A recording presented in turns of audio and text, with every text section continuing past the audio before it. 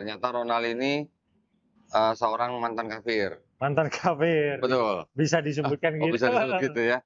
Mendingan mantan kafir kan? Benar kok. Benar. Alhamdulillah. Alhamdulillah. Nah, Ronald ini sekarang tinggal di Kediri. Di Kediri. Sudah berkeluarga ya. Sudah Sudah punya anak ya. Sudah punya. Aslinya dari Manado. Aslinya dari Manado. Cuman Assalamualaikum warahmatullahi wabarakatuh. Alhamdulillahirabbil alamin. Wassalatu wassalamu ala Rasulillah. Senang sekali saya sekarang dan tim sedang berada di kota Kediri ya. Dan saya sedang berada di sebuah hotel yang Masya Allah mendukung safari dakwah kami ini, Masya Allah ya. Kami sekarang sedang berada di Fave Hotel. Fave Hotel apa Five Hotel? Five Hotel kok. Five Hotel lah. Iya, kok. Bacanya Five ya? Ya. Bukan Fave. Saya soalnya pegangnya ginian jadi jadi Fave. Ya, Masya Allah hotel ini memfasilitasi penginapan kami selama kami berada di kota Kediri. Ya, mendukung dakwah kami. Mudah-mudahan hotel ini sukses selalu ya. Amin ya rabbal alamin. Hotelnya sangat strategis lokasinya ya. Strategis. Ini berada di tempat apa tuh yang gua apa tuh? Simpang 5. Oh, ini Simpang 5 namanya. Betul. Ikoniknya kota Kediri. Ikoniknya. Nah, sekarang saya sedang berada di hotel ini bersama dengan seorang pemuda Manado ya bilangnya. Pemuda Manado. Oh, ya. Asal Manado. Asal Manado. Namanya siapa? Ronald. Ronald Polimpung. Ronald Polimpung. Ya, marga saya Polimpung. Oke, saya dengar tadi Pelampung bukan? Bukan. Pelampung di belakang. Oh, di belakang. Ini belakang kolam renang soalnya. Ya. Nah, saya sementara ini sebelum pindah ke kota lain, ya, alhamdulillah saya bertemu dengan Ronald dan ternyata Ronald ini seorang mantan kafir. Mantan kafir. Betul. Bisa disebutkan gitu. Bisa disebut gitu ya. Mendingan mantan kafir kan? Benar kok. Alhamdulillah. Alhamdulillah. Nah, Ronald ini sekarang tinggal di Kediri. Di Kediri. Sudah berkeluarga ya. Sudah punya anak ya. Sudah punya. Aslinya dari Manado. Aslinya dari Manado. Cuman lamanya di Surabaya kok. Oh, lama di Surabaya. Lamanya di Surabaya. Dari umur berapa di Surabaya? Di Surabaya SD sampai SMP juga. Oh, SD SMP di Surabaya. Ya, SMP. Habis itu SMA sempat ini kok ke Situbondo. Situbondo kan tempat mama. Habis itu balik lagi SMA-nya kelas 2 itu balik lagi ke Surabaya. Oh, karena diminta oleh papa. Mamanya asli Situbondo. Situbondo. Bapaknya Manado. Manado asli. Oh, oke. Jadi dulu mama pernah tinggal di Manado. Ya. Oh, oke. Terus keluarga berarti semua Kristen. Keluarga ya, mama yang Muslim. Tapi Muslimnya masih ini kok. Loh, waktu nikah Kristen. Jadi waktu nikah itu sudah ada perjanjian kalau papaku itu mau masuk Islam kok. Tapi ternyata setelah sudah nikah, ternyata tidak jadi masuk Islam. Oh. Sampai sekarang. Oh, jadi waktu itu papanya masuk Islam hanya untuk menikah. Betul. Setelah menikah balik lagi. Langsung balik lagi. Oh, mamanya tetap Muslim. Masih Muslim. Tetap Muslim sampai masih sekarang. Muslim sampai sekarang. Alhamdulillah. Ya, tapi pernikahannya. Betul. Iya ya. Oke. Nah, itu yang sering terjadi ya. Ya, betul. Oke, jadi SD SMP di Manado. Jadi semua di Manado. Terus boleh cerita kok bisa sampai Kediri itu gimana? Oh iya. Jadi ceritanya gini kok. Aku kan besarnya di Surabaya juga. Jadi ada 2 kota di Surabaya dan sempat juga di Situbondo. Kalau di Situbondo kan asal mama. Nah, tapi lebih banyak di Surabaya kok. Nah, karena di Surabaya itu ikut papaku. Nah, papaku itu seorang Kristen dan gerejanya gereja Betani. Oh, Betani? Betani. GBI Betani? Iya, betul. Sama sama saya. Oh, sama berarti. Mantan kafir juga ya. Berarti ini kan Insinyur Niko ya? Iya, betul. Gitu. Nah, terus? Di situ akhirnya karena perjalanan waktu akhirnya masih seperti itu, masih Kristen dan aku juga disuruh ibadah dan sebagainya. Akhirnya ya ngikut aja kok. Nah, semenjak itu mulai kuliah akhirnya aku pindah ke Bali kok. Ke Bali? Sempat ke Bali, aku merantau di situ juga. Sendiri? Sendiri. Nah, dari Bali itu bergejolak. Bergejolak karena ini akhirnya sempat menjadi ateis juga di situ. Oh gitu? Sempat menjadi ateis juga aku. Di Bali berapa tahun? Di Bali itu cuma 2 tahun kok. Cuman sering bolak-balik Surabaya Bali. Karena itu kan sebenarnya kuliah tapi tak tinggal ke Bali gitu loh. Jadi aku kuliah di Surabaya. Ya selama semester itu Aku nggak bilang orang tua aku. Jadi aku merantau di Bali, tapi tetap bilangnya itu masih kuliah di Surabaya. Lumayan lah ya. Gimana ceritanya sih? Kuliah di Surabaya tapi tinggal di Bali. Iya, jadi gitu. Jadi cuma di Bali gitu. Nah, karena punya teman di Bali dan pergaulan yang bebas di Bali, akhirnya berpikiran hanya senang-senang aja. Hanya senang-senang aja. Jadi punya pikiran, nggak perlulah yang namanya Tuhan dan sebagainya gitu. Jadi di Bali ngapain? Jadi di Bali sempet kerja jadi guide. Oh, guide. Dulu awalnya di Bali itu keterima di, boleh tak sebut ini? Apa? Boleh tak sebut nggak nih? Ya, boleh. Jadi jaga toko Oakley, kacamata lu. Oke. Nah itu, hanya sebulan kok. Hanya sebulan, habis itu ketemu teman yang tour guide. Nah dia ngajak, udah jadi tour guide aja di Bali. Nah zaman 2013 itu kan tour guide itu belum banyak saingan ya kok ya, kayak sekarang ya kok. Terus belum ini kan. Jadi nyari duit itu gampang gitu. Nah dari situ akhirnya hanya sekedar cari duit dan sebagainya. Jadi tambah lupa ibadah. Ya ibadah dan sebagainya. Malah tambah mikirnya jadinya nggak perlu Tuhan nih. Yang penting ini bisa nyari sendiri kok. Jadi seperti itu kok. Nah sempat di Bali itu akhirnya balik lagi karena papa sakit. Papa sakit, akhirnya terus berjalannya waktu sampai akhirnya itu ketemu istri. Calon. Ya, calon istri. Masa langsung istri ya. Kapan nikahnya ya? Terus? Jadi calon istri. Jadi kita kan ketemunya sama-sama di klub motor. Oh. Jadi aku ikut klub motor, istri juga ikut klub motor. Yang ikut klub motor istrinya? Sama, kita juga ikut klub motor juga. Betul. Terus? Aku ikut klub motor Surabaya, istri ikut klub motor Sidoarjo. Tapi sama-sama nama. Namanya sama. Beda cabang aja gitu. Terus? Nah, ketemunya di situ. Nah, kan istri ini kan muslim ya, kok ya. Nah, dia berhijab dan sebagainya. Nah, dari situ aku nyoba pacaran kan, mendekati, PDKT lah kok ya, PDKT. Dan Masya Allahnya itu dimudahkan gitu loh. Dimudahkan segala urusannya dan sebagainya sampai akhirnya wah ini harusnya ke jenjang serius gitu loh. Jenjang serius masa ya main-main terus gitu loh. Umur sudah segini juga akhirnya si istri tanya mau serius nggak? Oh ya mau aja, ayo aja gitu ya. Itu aku kenalnya PDKT-nya cuma 3 bulan kok. Cuma 3 bulan. Cuman boleh juga tuh ilmunya. Satset gitu ya. Satset.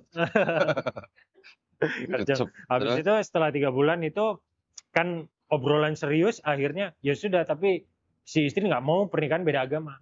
Nah karena itu juga aku jadinya kan dulu sempat belajar juga Muslim Islam ya kok ya. Akhirnya mau untuk masuk Islam. Tapi kan selama ini KTP ku masih Kristen loh. KTP ku masih Islam. Sampai sekarang? Enggak, sekarang udah Muslim. Udah ganti. Udah Islam kok, alhamdulillah. Terus? Nah, habis itu karena mau masuk Islam, mualafnya pun itu lumayan ada geronjalan kerikil ya. Jadi ada temen yang ngomong kayak gini. Kamu mau masuk Islam, Nal? Iya. Karena apa? Karena mau nikah. Kalau hanya karena nikah, mending jangan masuk Islam loh. Oh iya kayak yang ngomong gitu temennya? Temenku sendiri kok. Temenku sendiri. Habis itu aku minta pendapat orang lain lagi. Pendapatnya sama kok. Nah sampai satu ketika aku ketemu Ustadz kok. Iseng ikut kajian lah kok ya. Iseng ikut kajian, terus aku tanya kok. Loh kalau masnya mau masuk Islam, ya ayo sekarang. Ya ayo sekarang. Tapi masih belum hafal ini. Loh nggak apa-apa, yang penting niatnya sudah bagus. Mau sekarang atau besok? Kalau bisa sekarang, ayo sekarang kata ustadznya, gitu loh. Alhamdulillahnya dibantu dan dipermudah gitu aja. Alhamdulillahnya akhirnya saya tahun 2019 itu masuk Islam. Akhirnya setelah itu saya menikah dengan istri yang sekarang. Terus sunat juga langsung? Iya, sudah sunat memang. Sebelum masuk Islam sudah sunat, tapi masuk Islam dulu baru sunat? Sebelum masuk Islam sudah sunat. Sudah sunat. Gitu. Nah, tunggu sebentar. Ya. Jadi waktu itu calon istri sama-sama klub motor. Iya, betul kok. Klub motor apa nih? Ini kalau ngomongin motor bisa panjang ini. Benar ya kok. Klub motor apa? Cracker kok, namanya. Cracker. Komunitas yang motocross. Ya, betul itu kok. istrinya bawa motocross? Iya, Igo. Astagfirullahaladzim. Pakai hijab? Iya, pakai hijab kok. Maksudnya dia sendiri bawa motor? Iya, bawa sendiri. Dia punya motor Ini sendiri. naik turun gunung gitu? Betul. Udah touring juga. Waduh. Sering touring juga kita kok bareng-bareng jadi motor gitu. Misalnya ada anak-anak klub ya kok. Tapi kita kan beriringan ya kok. Setelah beriringan, habis itu kalau aku sama istri bosan gitu di rumah, ayo kemana? Ayo ke Baluran. Ayo berdua aja. Naik motor berdua apa boncengan? Naik motor berdua, satu-satu. Dua motor? Gitu aja. Kok nggak enakan boncengan sih? Karena kalau trail itu kan boncengannya sedikit. Oh iya. Kalau trail boncengan ambles belakangnya. Ya benar itu. Iya. Oh jadi waktu sama-sama masih di klub motor, naik motornya berdua-berdua, ya. naik sendiri-sendiri. Betul. Terus giliran apa namanya? Giliran udah pacaran nggak boncengan? Ya ada kalanya boncengan lah. Oh, nggak mau rugi berarti. Iyalah. Nah dari apa namanya? Yang pas di Surabaya, ya. waktu sering bolak-balik ke Bali, ya. sempat jadi ateis. Sempat jadi ateis. Jadi ateisnya kenapa? Kalau saya boleh ngomong sih, ya karena malas ibadah aja sebenarnya. Oh, malas ibadah. Jujur juga. Ya karena malas ibadah aja gitu. Tapi sebenarnya dalam hati masih percaya Tuhan waktu itu. Udah enggak sama sekali. Tuhan sih kayak ya saya menomorduakan gitulah istilahnya kok. Jadi bukan nggak percaya. Ya mungkin karena dulu sempat diajarin ya kok ya. Dari yang Kristen juga diajarin, yang Islam juga diajarin. Jadinya saya ngerti masih ada gitu loh kok. Cuman waktu kerja di Bali kan semua itu kan ini kan kok. Dari teman, dari pergaulan bebasnya sana, jadinya loss aja yang dipikir. Jadi yang dipikir itu cuman gaulnya aja gitu. Waktu jadi ateis orang tua tahu? Nggak tahu. Oh nggak tahu. Diem aja. Iya diem aja. Cuman teman-teman udah pada tahu sih. Oh kalau ditanya sama orang tua, kamu di Bali ke gereja nggak? Iya gitu ya. Ya nggak pernah ditanya juga. Oh nggak pernah ditanya. Nggak pernah ditanya. Oh. Papanya di gereja apa? Pengurus atau jemaat biasa? Kalau yang saudara yang di Manado itu pengurus. Enggak, papanya. Kalau papa sendiri itu cuma jemaat. Jemaat aja. Oke. Sekarang berarti tinggal di mana orang tuanya? Kalau papa sudah almarhum. Oh, papa almarhum. Sudah almarhum. Almarhum? Iya, almarhum. Tapi masih Kristen? Masih. Jangan sebut almarhum. Oh iya. Mendiang aja. Oh iya benar. Ya. Mama masih ada? Mama masih ada, alhamdulillah masih ada. Di Surabaya atau di Situbondo? Di Situbondo. Oh, di Situbondo. Betul. Ya. Nah, berarti waktu di Bali, waktu menjadi ateis, itu udah, tadi kan bilangnya malas ibadah nih. Iya, benar. Tapi doktrin Kristennya udah buang semua? Udah kebuang semua, Bu. Udah buang? Udah kebuang semua. Jadi, kalau di Bali kan pergaulannya itu, subuh itu kan, kita masih party kan. Buset. Iya kok. Belum kelar itu ya? Belum kelar sampai. Ya pasti tahu lah orang namanya. Lagi on gitu ya? Lagi on istilahnya ya. Sampai keluar matahari baru kita pulang, tidur dan sebagainya. Oh jadi kalau udah matahari keluar udah tandanya kelar gitu? Iya, itu ada jamnya sendiri, alarmnya itu. Alarm alam gitu ya? Alarm alam gitu.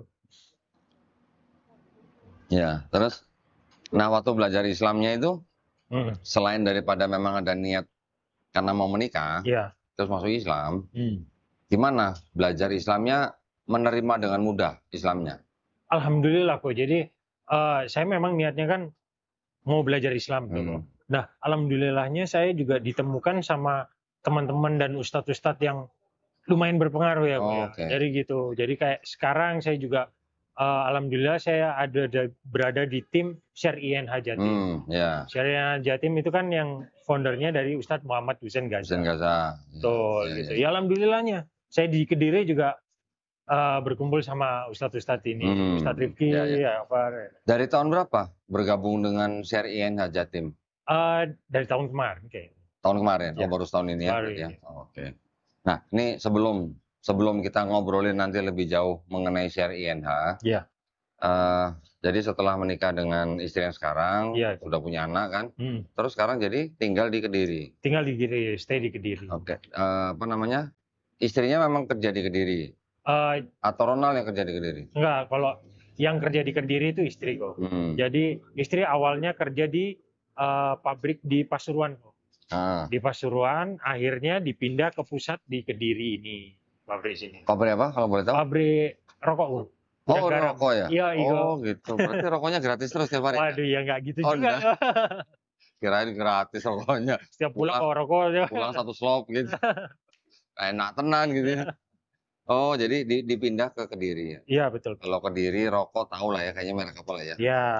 Ya. Terus, jatuh. Lo Ronaldnya nih bergabung dengan seri INH-nya itu di Surabaya atau di Kediri? Jadi di Surabaya kok.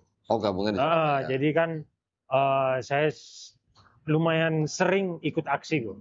Nah, kebetulan waktu aksi yang di Surabaya kok, kebetulan yang mengadakan kan timnya seri INH. Nah, kebetulan juga ternyata diajak gabung melalui grup WhatsApp awalnya. Nah, ya alhamdulillahnya dipermudah aja kok. Setelah gabung, ternyata diajak ke sini, akhirnya sampai sekarang, terus udah Mas Ronald di Kediri aja nggak apa-apa, nanti sekalian kalau ada acara atau apa ikut juga. Seperti itu. Nah, sekarang kita masuk ke bagian gini nih. Waktu Ronald masuk Islam, orang tuanya tahu? Orang tua tahu. Papa masih ada waktu itu? Papa itu masih ada, tapi sudah sakit. Oh, udah sakit. Sudah sakit. Gimana? Di keluarga juga, yang di Manado juga sudah tahu. Sudah tahu. Sudah tahu. Gimana reaksinya gimana? Jadi gini kok, waktu saya masuk Islam, sebenarnya mungkin karena saya sudah besar juga ya kok. Saya kan ngomongnya, ya memang ini pilihan hidup kan. Nah, yang jalanin hidup itu kita. Memang ada di keluarga itu memang di keluarga saya itu agama itu lumayan kental ya, ya. Lumayan inilah, apalagi kan di Manado itu kan saudara-saudara kan jadi pengurus di gereja. Nah, tapi setelah tahu ini, saya kasih tahu alasan saya alasan saya dan sebagainya, itu akhirnya menerima kok. Keluarga menerima. Tapi setiap saya main ke sana, ya tetap kok. Dia tetap suruh makan bebek. Jadi ayo ke ini puji-pujian, ikut ibadah, ayo. Gitu. Tetap ngajak-ngajak. Tetap diajak. Padahal kalau ditawarin bebek gimana? Ya stop kok, nggak kan haram. Bilang udah nggak makan lagi. Iya kok. Kenapa nggak jangan repot-repot, bungkusin aja gitu. Enggak gitu ya? Ya enggak kok. Kirain, Erik ya. jangan, bungkusin aja gitu. Iya, jangan ragu-ragu. Nah, tapi keluarga masih berusaha narik lagi ya. Betul. Masih. Sampai saat ini masih. Papa waktu itu gimana reaksinya? Ya, Papa masih, kamu yakin gini. Papa udah nggak mau ngurus gitu loh. Jadi kalau misalnya aku sudah masuk Islam, ya udah itu terserah kamu. Oh ya sudah, Papa nggak mau ngurus kamu lagi. Oh ya sudah. Berapa saudara Ronald? Saya cuma satu. Oh sendiri, anak tunggal? Anak tunggal. Oh, oke. Gitu. Kalau mama mau pasti seneng ya? Iya, alhamdulillahnya mama senang. Iya. Alhamdulillahnya juga sudah ini ini. Keluarga yang di Manado tuh berarti saudara-saudara dari papa ya berarti ya? Ya, betul. Waduh, ya karena kan gimana ya, Manado kan memang terkenal, apalagi disebut kota Injil kata gitu ya. Jadi memang sampai ada patung kuat sana. Ini kan kok, patung Yesus juga yang besar kok. Ya maksudnya memang agama Kristen di Manado memang agama mayoritas ya? Masih sampai sekarang masih? Masih. Jadi Muslim itu masih minoritas. Masih minoritas. Tapi nggak ada gesekan apa-apa kan? Kalau gesekan sih enggak sih kok. Cuman memang bercandanya yang lebih ini ya kok. Oh. Gitu. Jadi gimana nih? Bercanda yang seperti apa nih? Tipikalnya gimana tipikalnya? Boleh nggak ini dia? Nanti ya boleh lah, selama istilahnya nggak sampai yang menista gitu lah. Gitu. Maksudnya ada stigma apa di orang-orang Manado? Jadi kayak gini kok. Jadi misalnya kita kumpul nih, kan anak-anak mudanya biasanya kan kumpul sampai subuh, sampai ini. Nah, kalau sudah subuh itu kalau ada musola di dekatnya itu kan pasti azan tuh kok. Nah, anak-anak mudanya pasti, aduh berisik banget ini. Oh azan. Loh, bukannya di Manado kalau jam-jam sebelum azan masjid itu juga ada baca ayat di speaker katanya? Ya itu, tapi jam-jam tertentu juga. Jadi nggak semua, kan kalau di Muslim kan, Islam kan azannya 5 kali tuh kok. Nah, tapi cuma jam-jam tertentu aja sih kalau yang di gereja itu. Oh, Nah, oh nggak 5 kali juga? Enggak. Oh, teman Tapi nggak tahu lagi ya di bagian yang lain ya. Kalau aku kan di PAL 2-nya kok. Oh, kan kita ada perwakilan di Ya. Manado, JPM atau HIT Manado. Dia operasionalnya tuh di kota apa? Bitung. Oh, Bitung ya kok. Bitung apa Betung? Bitung. Bitung ya. Bitung. Ya, menurut dia begitu. Jadi katanya sebelum azan di masjid itu biasanya gereja baca ayat dulu gitu di speaker gitu. Iya. Cuman ketika sananya baca ayat apa aja tuh saya bilang. Iya. Baca Yeskiel 23 nggak gitu. Loh ya kan baca ayat ya bisa dari mana aja ya, Rick ya? Loh ya, tapi sekarang gini. Oh, jadi masih ada pemikiran, wah azan ini berisik, mengganggu. Iya, gitu. masih. Oh. Sampai itu ya, kalau orang Kristen itu ya, misalnya cari pekerjaan buat usahanya dia ya, itu pasti yang dicari kriterianya itu harus Kristen. Oh, karyawannya? Betul. Oh. Ya seperti itulah ya. Berarti... Jadi ya karena minoritasnya itu Muslimnya di Manado seperti itu. Oh, jadi masih ada preference gitu ya? Ya betul kok. Kalau yang punya usaha orang Kristen dia nggak mau punya karyawan orang Islam. Betul. Gitu. Nah, tapi kalau yang orang Islam punya usaha, dia cari karyawan juga yang Islam atau yang boleh bebas? Iya terserah, bebas sih kok kalau bebas. ini ya. Tergantung ininya juga. Ya. Ya memang tetap harus dijaga lah ya. Iya. Sebaiknya sih kita nggak bisa nyalahin kalau orang punya usaha, dia punya karyawan, orang-orang yang seiman ya itu fine-fine aja boleh ya. Tapi maksudnya jangan sampai ada diskriminasi gitu. Betul. Misalnya sampai dia punya karyawan dengan agama lain yang nggak boleh dibedakan gitu. Ya. Harusnya kan seperti itu kok. Iya, dan nggak boleh memaksakan. Misalnya contoh Natalan, no, lu harus pakai baju Natal, pakai topi Santa Claus misalnya gitu kan. Itu yang nggak boleh. Kalau memang dia punya usaha itu tidak ada misi agama, harusnya dia tidak menerapkan seperti itu, ya kan? Iya benar. Ya. Jadi di Manado itu sampai SMP. Ya. Kristennya ini apa namanya kuat waktu itu. Wah kuat banget kok. Baca Bible-nya. Iya baca Bible-nya ya biasa aja sih kok. Oh biasa. Kirain khatam. Cuman ya itu karena saudara kan pengurus kan. Ya setiap pagi ya seperti biasa. Oh kirim aja. Iya namanya anak muda dulu kan. Iya. Udah telat ini, udah telat. Tapi gini, saya kan pernah ya ngobrol sama seorang mualaf dari Amerika. Oh iya. Dia memang dilahirkan dari seorang ibu yang Katolik. Ya. Tapi ketika dia menjalankan agamanya itu, dia merasa itu hanya seperti kayak tradisi aja gitu. Nggak diselamin, nggak terlalu religius gitulah. Iya. Jadi seperti ucapan-ucapan Jesus ya. itu hanya sebagai udah idiom yang biasa gitu di masyarakat. Bukan yang benar-benar beriman kepada Yesusnya gitu. Natalan juga kata dia itu ya cuman kayak hanya seperti tradisi aja gitu. Kalau Ronald di Manado itu waktu itu merasakan begitu apa enggak? Karena dulu itu waktu masih kecil ya, ya seperti adat gitu aja. Jadi ya kayak adat, jadi ya sudah bagian dari keluarga kan kayak gitu, kayak kegiatan keluarga lah seperti itu.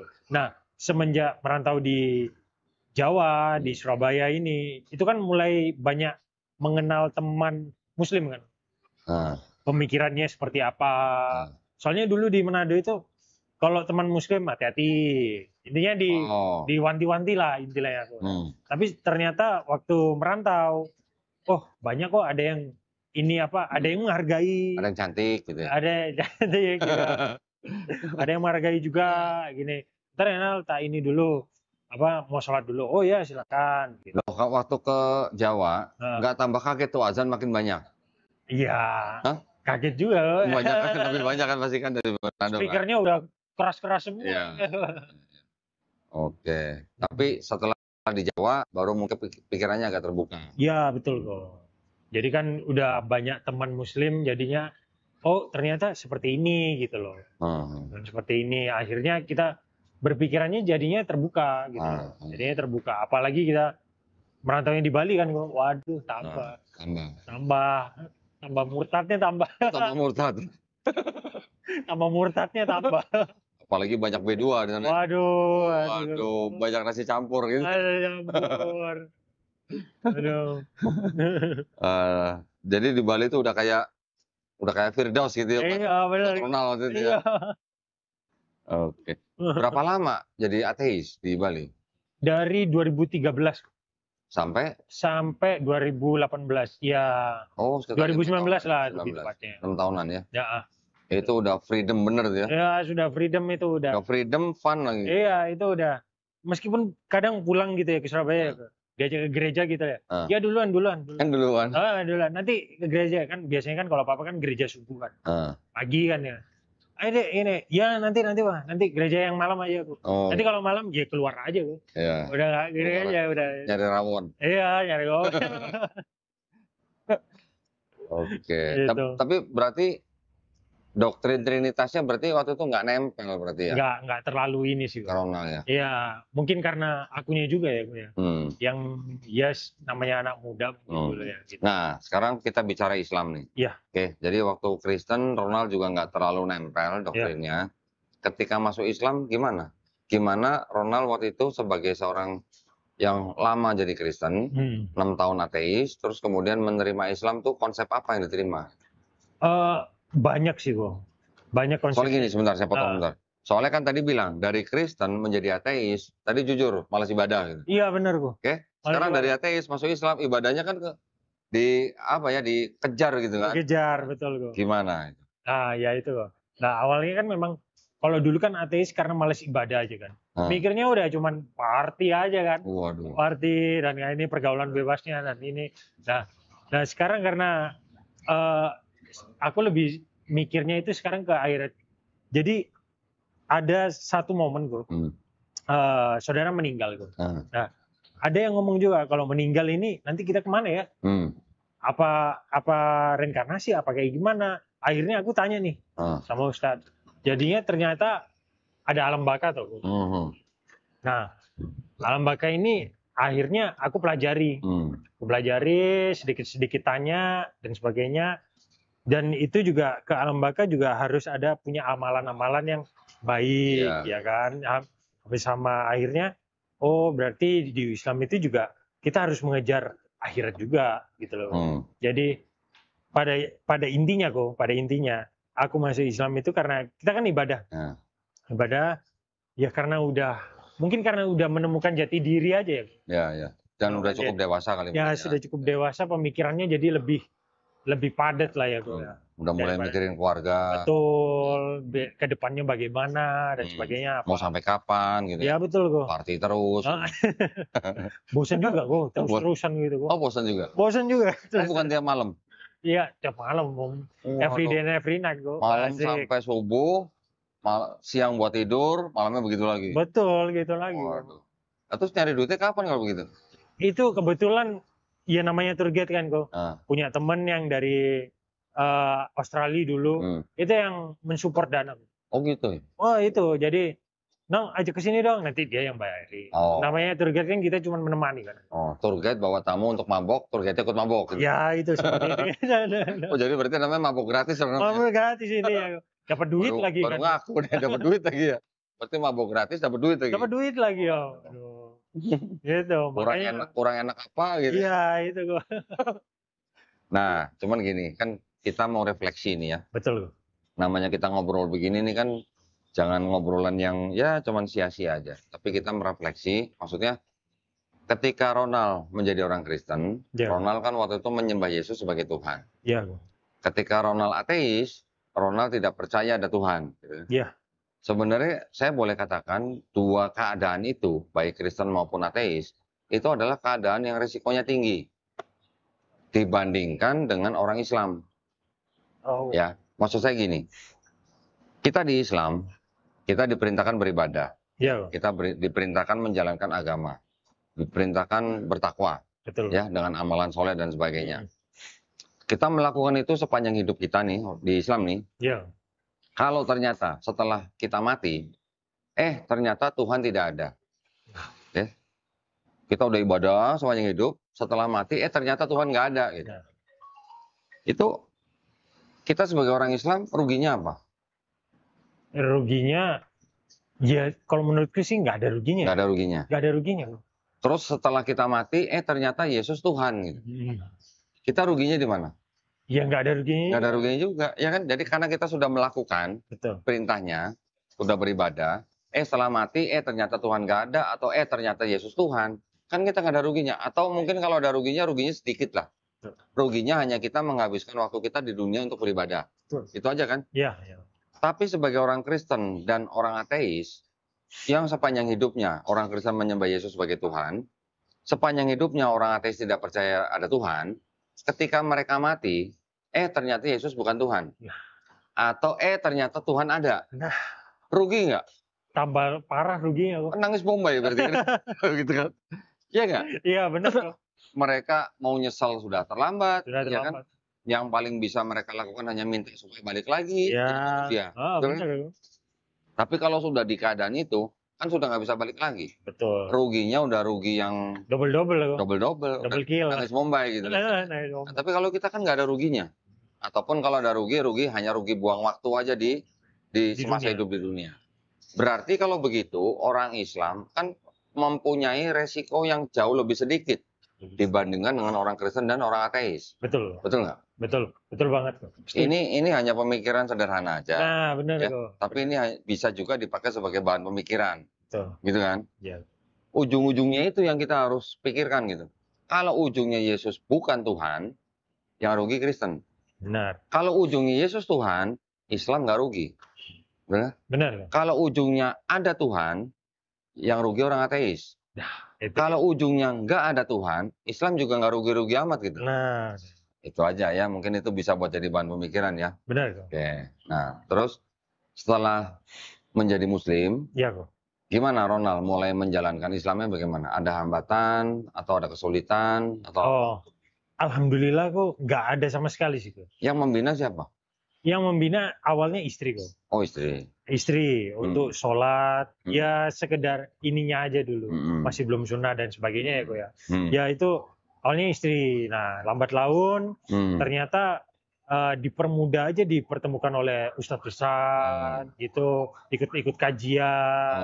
Jadinya bertambah lagi nih ininya teman. Jadi teman-teman muslimnya itu gimana. Jadi saya juga baru tahu kok ternyata muslim ini juga terbagi-bagi gitu kok. Terbagi apa? Jadi mungkin ada beberapa aliran gitu loh. Ada beberapa aliran. Saya juga baru tahu gitu loh. Baru-baru ini aja sebenarnya. Baru-baru ini. Tapi yang penting kata istri, nggak apa-apa. Yang penting tetap diikutin aja ininya, rukun Islamnya. Gitu. Tapi berbagai aliran yang tadi disebutkan dalam Islam. Coba tanya tiap-tiap aliran itu. Tuhannya siapa? Semua sama. Allah SWT. Nabinya siapa? Semua sama. Nabi Muhammad SAW kan? Iya benar. Kitabnya apa? Semua sama. Quran kan? Iya. Coba kalau di Kristen. Nah, iya. Ada yang Trinitarian, ada yang Unitarian, ada yang Oneness. Betul. Belum lagi nanti saya pernah dengar ada yang Triteos. Pernah dengar Triteos? Belum kok. Kalau Trinitas, iya kok. Mereka percaya Tuhan satu. Tapi dalam tiga pribadi. Ya kan? Tiga pribadi. Yang Unitarian tidak percaya Yesus itu Tuhan. Yang Oneness percayanya Bapa itu Yesus, Yesus itu Bapa. Tidak ada tiga pribadi tapi cuma satu pribadi. Yang Triteos, mereka mengaku Tuhannya tiga. Tiga pribadi dan tiga Tuhan. Berarti semuanya itu? Iya, tiga-tiganya tiga Tuhan berarti. Bukan satu Tuhan tiga pribadi ya. Oh, tiga pribadi tiga Tuhan. Saya sempat ngobrol sama orang Kristen yang seperti itu. Oh, saya tanya, Pak, bener Bapak mengaku Tuhannya tiga? Iya, so what gitu loh. Bener. Loh, kalau begitu kan gimana? Nggak sesuai dengan Pancasila dong. Betul itu. Iya kan? Nggak, maksud saya nggak sesuai dengan Pancasila sila pertama. Tapi buat mereka nggak ada masalah. Oh. Mereka bilang Tuhan kami menyembah Tuhan yang tiga, nggak apa-apa katanya. So what gitu. Itu di Kristen ya. Banyak aliran seperti alirannya beda, belum lagi denominasi di bawahnya. Ya. Kalau Katolik mungkin tidak banyak denominasi. Betul. Protestan puluhan ribu. Puluhan ribu denominasinya. Yeah. Yang akidahnya beda tipis-tipis. Nah, nanti selain Katolik ada lagi Ortodok. Betul. Ya, Ortodok sama Katolik juga bedanya tipis. Bedanya cuma Roh Kudus berasal dari Bapa saja atau berasal dari Bapa dan Anak. Gitu kan. Betul. Itu udah pecah jadi Ortodok dan Katolik. Katolik nanti ritualnya diprotes jadi Protestan. Protestan di bawahnya nanti ada apa lagi? Ada Anglikan, Lutheran, Calvinis dan sebagainya. Tapi kalau Islam alirannya ditanya semua sama. Betul, betul. Ya, yang membedakan hanya mungkin apa? Beberapa pemahaman tentang apa namanya? Ritual lah. Ritual. Tidak banyak, ya mungkin ada, tapi tidak banyak yang berbeda secara akidah. Ada yang berbeda secara akidah, tapi itu udah pasti dianggap apa namanya? Sesat gitu lah ya, oleh Islam secara mayoritas gitu lah. Jadi boleh dikatakan Islam walaupun misalnya ada beberapa aliran, tapi rata-rata semua akidahnya sama. Ya. Nah, waktu belajar itu ketika melihat banyak begitu bingung nggak? Bingung banget loh. Nah, terus akhirnya sama istri ya tetap aja di ini apa, yang penting yang dasarnya dulu. Intinya belajar dasarnya dulu. Nanti setelah itu ya alhamdulillah saya ditemukan dengan beberapa guru kayak Ustadz Muhammad Hussein Ghazal, Ustadz Rifki. Jadi ya saya ambil ininya aja. Alhamdulillah ya. Alhamdulillah. Ya artinya yang paling aman itu yang ikut yang disebut dengan Islam yang mainstream. Mainstream itu artinya arus utama. Arus utama. Nah, udah kalau udah di situ semua udah aman. Ya. Istilahnya kayak ini ada kolam besar, ini ada kolam kecil, kolam kecil, kolam kecil. Ya kita kalau yang baru-baru, jangan cari kolam yang kecil-kecil, mending cemplung kolam yang besar sekalian. Itu aman di situ. Aman. Pasti kan banyak guru-guru lah yang safe zone-nya lah. Bisa ngajarin ya. Itu safety zone lah gitu ya. Jadi ya kesulitannya tidak berarti gitu lah ya. Ya enggak. Kalau menurut saya sih malah nggak ada menemukan kesulitan yang lain. Ya. Terus setelah menjadi Muslim, sudah menjalankan, sudah belajar, gimana perasaannya? Apa masih seperti yang dulu-dulu, masih ada apa istilah, ngapain capek-capek cari Tuhan gitu? Oh, enggak sih kok. Justru sekarang perasaan saya itu yang pertama tentu adem ya kok ya. Adem. Terus habis itu udah tahu yang mau tak curhatin itu yang mana. Oke. Iya kan? Nggak pakai calo gitu ya? Iya, nggak pakai calo-calo lagi udah. Jadi nggak pakai. Nggak pakai calo. Biasanya kan ada tuh yang sebelah tuh. Nah, kalau sekarang ternyata bisa langsung. Dan ini, itu lebih apa ya? Lebih bikin hati itu enak aja gitu, plong gitu aja. Tenang ya. Gitu aja. Terus selain itu? Kalau dulu ateis bilang malas ibadah, giliran di Islam gimana ibadahnya? Kemakan-makan sendiri berarti? Lah iya, kalau dulu awal-awal memang susah sekali kalau sholat subuh. Bangun itu, ya ini jujur aja ya. Susah sekali, tapi kata istri itu meskipun bangun jam 6 atau berapa, nggak apa-apa sholat aja, yang penting udah niat. Tapi besoknya jangan diulangi, katanya seperti itu. Ya alhamdulillah sekarang sudah jamaah di masjid. Sebenarnya sulit nggak sulitnya bangun subuh itu hanya tergantung dari pola tidur kita. Betul. Kalau pola tidur kita masih kayak dulu gitu misalnya, pasti susah. Pasti susah banget ya. Karena kan waktunya lagi mepet-mepet itu kan. Iya. Tapi kalau pola tidur kita majuin setelah Isya pasti sholat subuhnya gampang. Iya. Malah kadang-kadang kebanyakan orang yang pola tidurnya sudah ngikutin sunnah Rasul, mereka malah nungguin sholat subuh. Loh, tapi ini kejadian ya dulu kok. Aku sempat dulu itu kan karena takut ketiduran ya kok ya. Nah, itu tak belain nggak tidur kok. Kayak tidur buat cuman sholat subuh. Tapi habis itu setelah sholat subuh ya tidur lagi kok. Itu tidurnya panjangin. Sampai zuhur. Sampai zuhur. Ya itu ya boleh-boleh saja. Cuman ini walaupun saya juga mungkin melakukan seperti itu.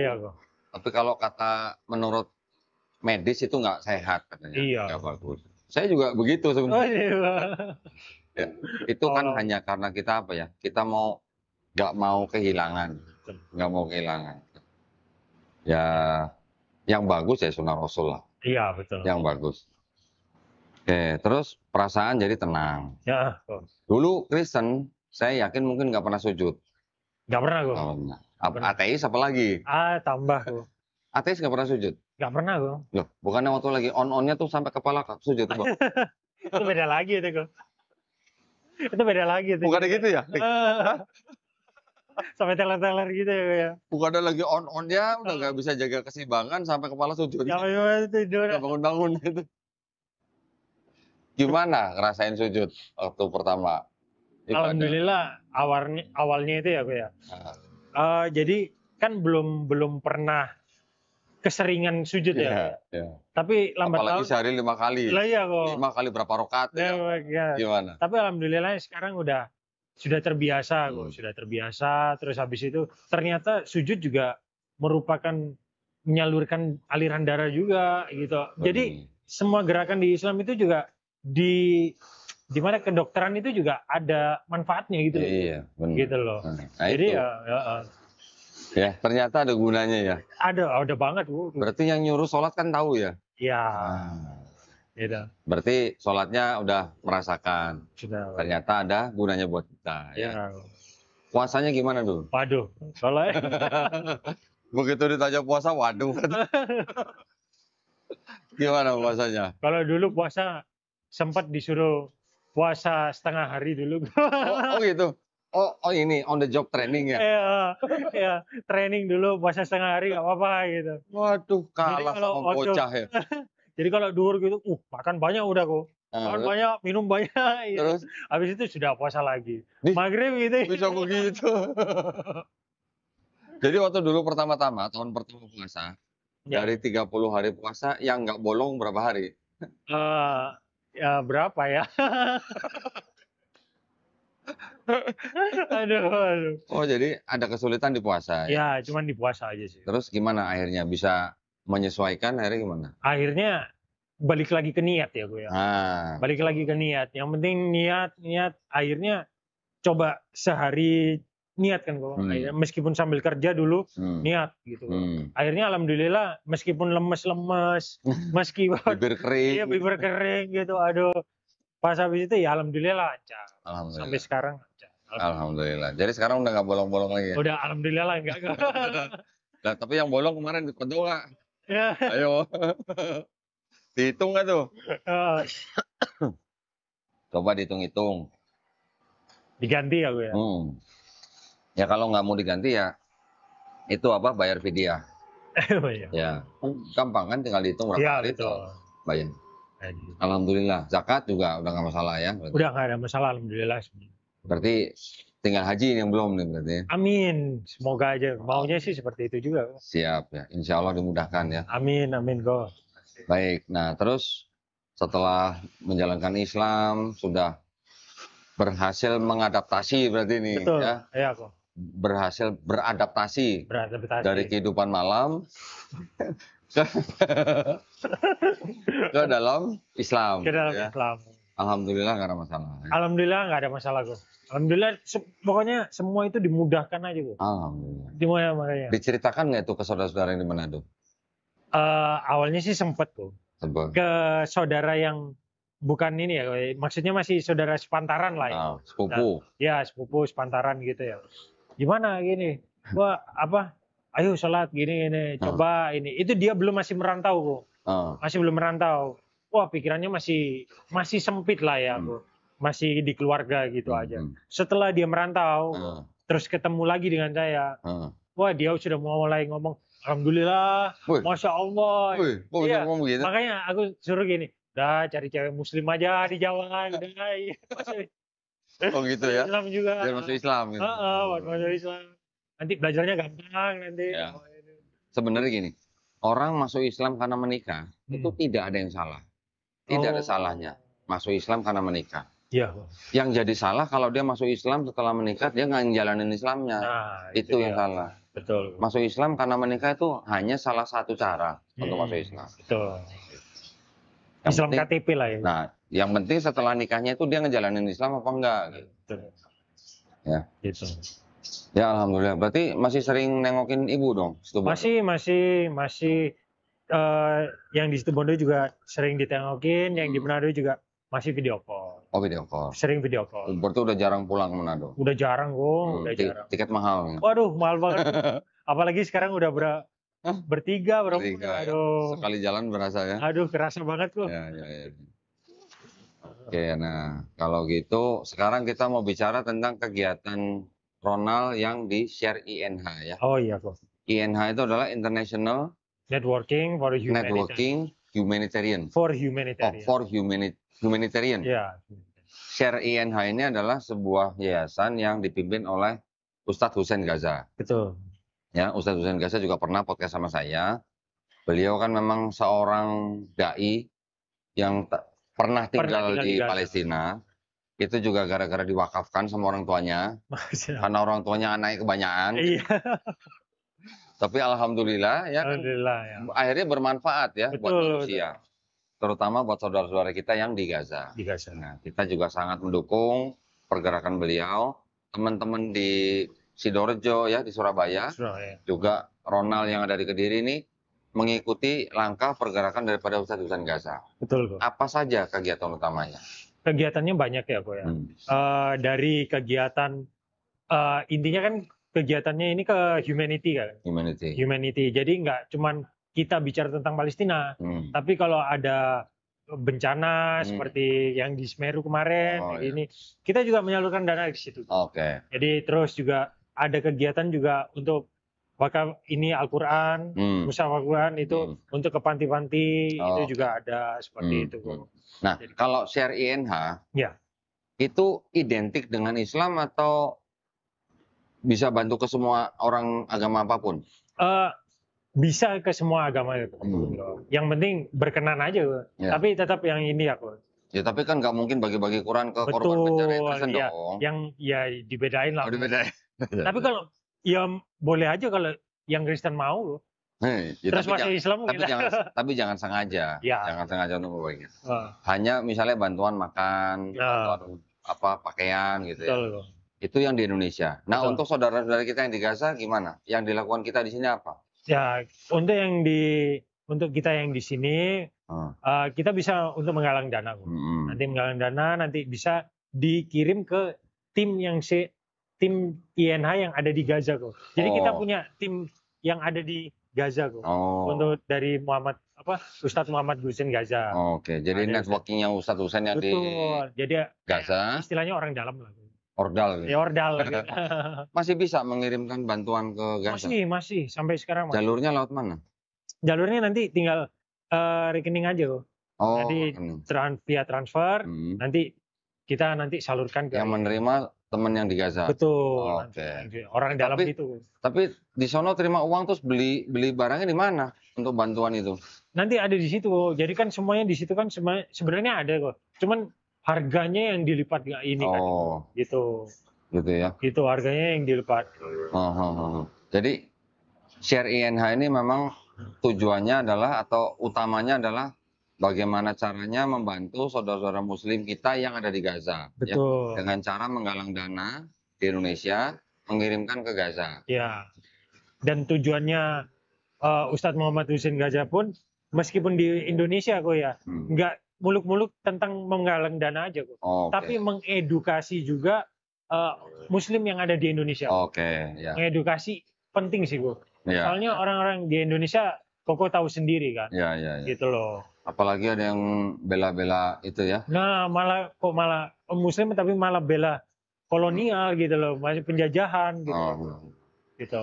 Ya. Jadi buat teman-teman juga ya, kita bantu ya Ustadz Husain Gaza dengan share INH-nya. Insya Allah apa yang kita bantu itu tidak sia-sia ya. Pasti semuanya bernilai di mata Allah Subhanahu wa taala. Amin. Ya. Amin.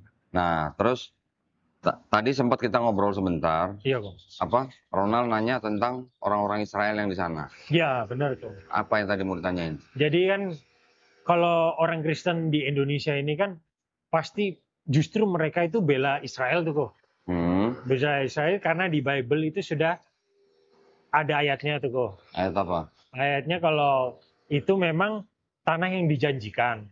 Nah, kalau menurut Kodondi sendiri itu bagaimana sih kok?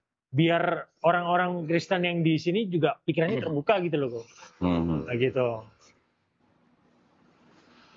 Gini ya, kalau masalah Israel ini merupakan persoalan yang, wah ini pembicaranya bisa meluas kemana-mana. Betul.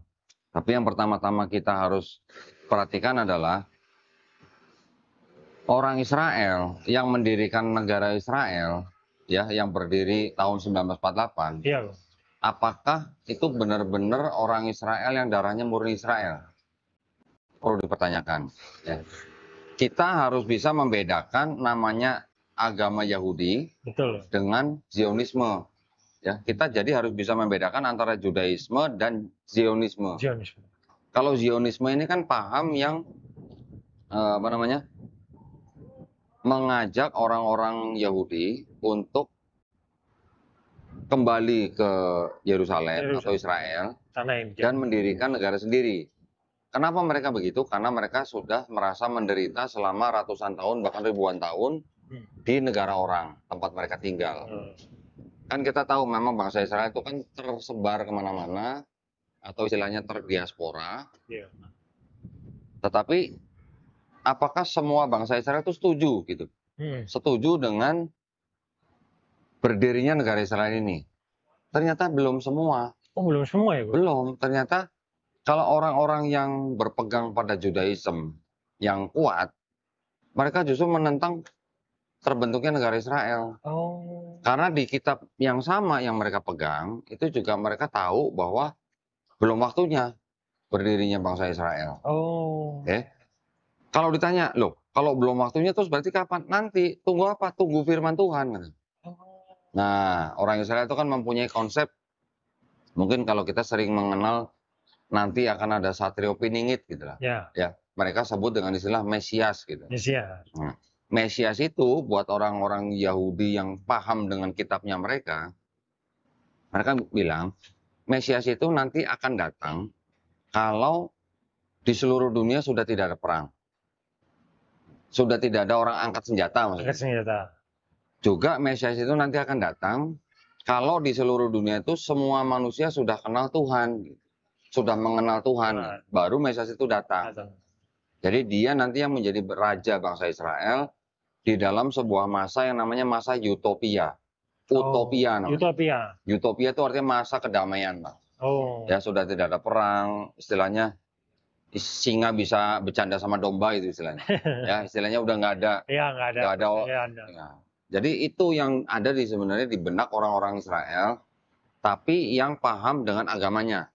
Nah, jadi nggak semua orang Yahudi itu setuju dengan pembentukan negara Israel. Ya. Walaupun orang-orang yang berpaham Zionisme itu beralasan karena agama juga mereka ingin kembali ke Israel untuk mendirikan negara mereka. Mereka bahkan membuat siasat gitu. Seolah-olah tindakan mereka tuh sudah berdasarkan apa yang tertulis di kitab mereka.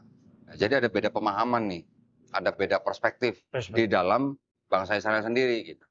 Nah, tapi kalau namanya orang yang hidup di dunia dalam keadaan susah, dipersekusi dan segala macam, pasti mereka lebih condong ke Zionisme kan. Betul. Gitu. Ya siapa yang nggak mau punya negara sendiri kan. Tapi kalau menurut pemahaman orang-orang Yahudi yang bisa dikatakan yang ortodoks, bahkan yang ultra ortodoks, mereka memandangnya lain. Gitu. Mereka memandangnya karena bangsa Israel sudah terlalu banyak dosanya, makanya mereka memang harus menjalani keadaan seperti yang mereka jalani sekarang. Nah, mereka tidak bisa mendirikan negara Israel sebelum ada perintah dari Tuhan. Gitu. Bedanya di situ. Iya. Ya, pendidikan itu juga memang penting juga. Ya, kita tahu lah ya, kelompok Zionisme itu kan menggunakan segala cara supaya mereka bisa mendirikan negara Israel. Betul. Seperti yang sekarang. Sejarahnya kita tahu lah, dulu dari mulai mereka terbentuk, bikin kongres, maju ke Sultan Abdul Hamid II, mau beli tanah, ditolak, 2 kali ditolak, sampai akhirnya mereka bergerak dan memanfaatkan negara-negara yang sudah mereka dalam tanda kutip kuasain. Dari sisi ekonomi, dari sisi politik, mereka masuk, mereka akhirnya bisa membuat negara-negara itu untuk membantu mereka melancarkan Zionismenya itu kembali ke Israel. Ya itu yang harus kita sikapi dengan sikapi dengan tegas. Jangan sampai karena alasan Zionisme terus akhirnya jadi melakukan tindakan genosida gitu. Ya kan? Sekarang di tanah itu ribuan tahun yang lalu sudah ada penduduknya. Nabi Ibrahim alaihissalam beserta keluarganya datang ke situ sebagai orang asing. Terus pindah ke Mesir, beberapa waktu balik lagi ke situ. Ya kan? Setelah beranak, anaknya sampai ke Mesir, akhirnya keluarga Nabi Yakub alaihissalam pindah ke Mesir, beratus tahun, malah akhirnya jadi budak, keluar dari Mesir, dipimpin Nabi Musa alaihissalam, dimasukkan ke tanah Kanaan oleh Nabi Yosua bin Nun, itu kan juga sebagai orang asing. Ketika mereka masuk kan mereka juga di situ udah ada orangnya, sudah ada penduduknya. Sudah ada penduduk. Nah, mereka beralasan ini tanah yang dijanjikan. Tanah yang benar. Ya kan? Ya. Apa susahnya sih saya nulis sendiri, tanah itu tanah yang dijanjikan buat saya gitu. Apa susahnya nulis? Ini kitab saya gitu. Berdasarkan kitab ini saya rebut tanah kamu gitu. Apa susahnya gitu. Ibaratnya begitulah. Benar ya. Padahal orang yang sudah duluan di situ menerima orang Israel juga dengan tangan terbuka. Iya kan? Benar. Kan mereka ketika melihat orang Israel datang kan mereka nggak ngusir. Diterima. Betul. Ya, tapi kalau namanya orang yang punya etikat baik, ya namanya orang yang mencari hidup yang lebih layak, diterima di sebuah tanah yang sudah ada penduduknya, harusnya kan tinggal hidup berdampingan aja. Betul. Bagaimana kan?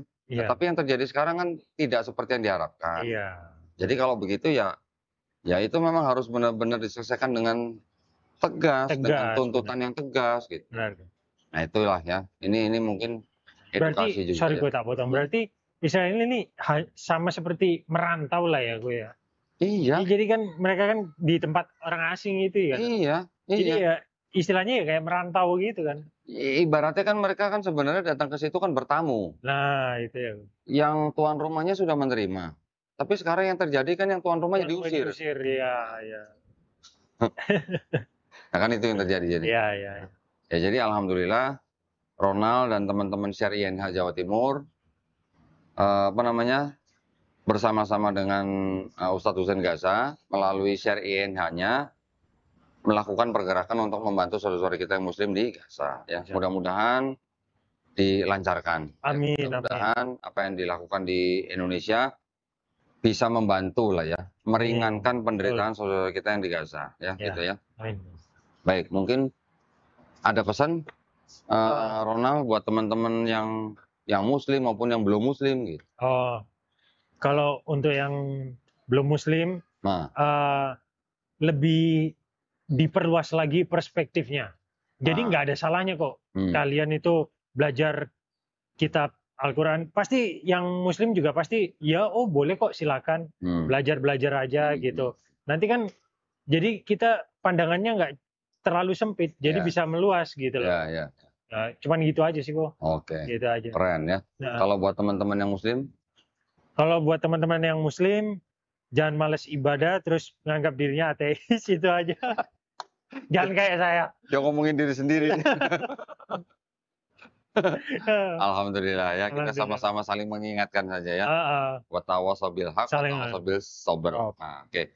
Nah, terima kasih banyak Ronald ya. Ya, saya juga terima kasih banyak. Ya, mudah-mudahan obrolan kita kali ini bermanfaat buat kita, bermanfaat buat yang nonton. Amin. Ya, juga istilahnya menginspirasi dan juga bisa menebalkan iman kita, bisa membentengi akidah kita ya. Iya.